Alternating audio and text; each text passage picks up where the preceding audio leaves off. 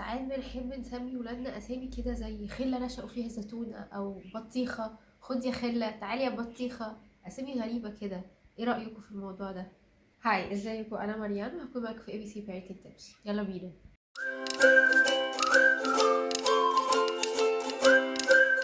ساعات كده بنحب نسمي ولادنا اسامي مثلا تنطبق على الحاله الجسديه بتاعتهم او على شكلهم، زي مثلا خله رشقوا فيها زيتونه، بطيخه، بكابوزه، شويه اسامي غريبه كده. الموضوع ده اسمه تنمر. احنا بنتنمر على الولاد واحنا ما بنبقاش فاهمين كده. احنا بنبقى فاكرينه استظراف ولذاذه وضحك، والمفروض ان هم يكركعوا يقعوا على نفسهم من الضحك لما ندهم بالاسامي دي. بس في الحقيقه هم بيتاذوا نفسيا، هم بيحسوا انه في مشكله في شكلهم، وبابا وماما اللي هم المفروض يكونوا شايفيني احلى حاجه في الدنيا وشايفيني حلو، شايفيني فيا مشكله، وبيتريقوا كمان على العيب اللي عندي، سواء مثلا كان رفيع شويه او قلبوزه شويه او اي بقى حاجه فيه مش عجبانا، بنقوم متريقين عليها او نديله اسم ونقعد نندهه بيه. طيب تفتكروا ده هيأثر ازاي على الولاد؟ اكيد هيأثر بطريقه سلبيه جدا. اول حاجه ان هو هيأثر على ثقتهم في نفسهم. هيبقوا دايما شايفين العيب والمشكله اللي عندهم، او الحاجه اللي احنا بنحط ايدينا عليها وبنقول ان هي عيب على انها عيب، وهي ممكن تكون حاجة عادية. وده هيخليهم دايما يكونوا شايفين نفسهم فيهم حاجة، مش فيهم حاجة قليلة او فيهم عيب او فيهم مشكلة. وهم ما فيهمش حاجة، هم حلوين وجمال زي ما هم.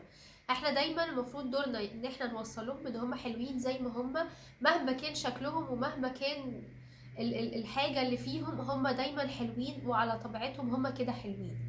فاول حاجة هي هتأثر على ثقتهم في نفسهم.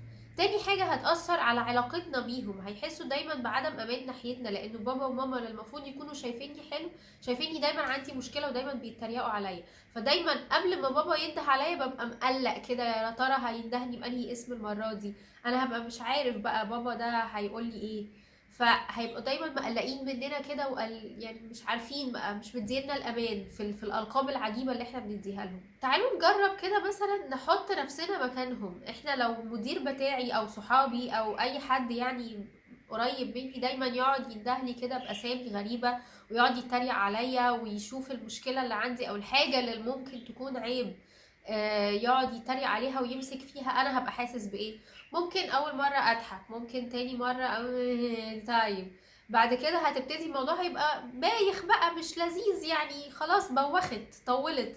ما ينفعش طول الوقت ان احنا نقعد نقول لهم، ما ينفعش خالص، مش فاك بس طول الوقت، ما ينفعش خالص ان احنا نديهم القاب ونديهم اسامي تكون بتشاور على حاجة عندهم.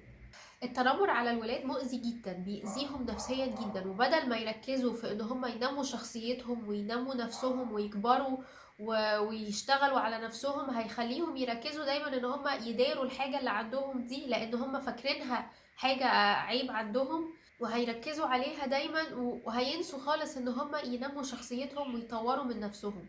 فده هيخليهم يتأخروا كتير قوي في حاجات كتيرة. فطب ليه نزنق ولادنا الزنقه دي ونخليهم يتزنقوا ويتعبوا التعب ده كله؟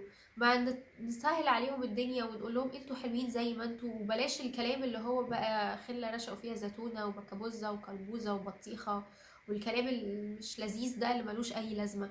خلينا دايما نحبهم ونقول لهم انتوا حلوين وانتوا جمال زي ما انتوا، بصرف النظر عن اي حاجه في شكلكم، انتوا حلوين كده لانه ربنا خلقكم كده، فانتوا حلوين زي ما انتوا كده.